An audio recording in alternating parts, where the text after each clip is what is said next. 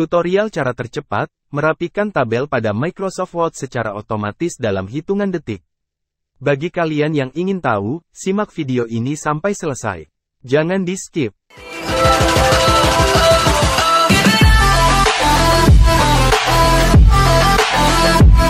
Di sini ada tabel pada Microsoft Word. Jika dilihat, bentuk tabelnya masih belum rapi. Jarak antar kolom masih lebar, tidak menyesuaikan isi dari tabelnya.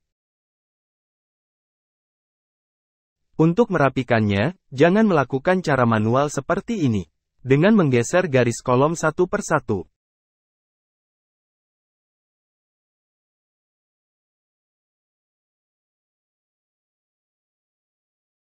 Cara ini akan memakan waktu. Sini saya kasih tahu, cara cepat merapikan tabelnya secara otomatis, dalam hitungan detik. Begini caranya, kalian arahkan kursor ke garis tabel yang sebelah kiri, sampai kursornya berubah bentuknya menjadi seperti ini, lalu klik kiri mouse 2 kali. Maka secara otomatis akan langsung merapikan tabelnya. Ukuran tabel mengikuti isi dari tabel.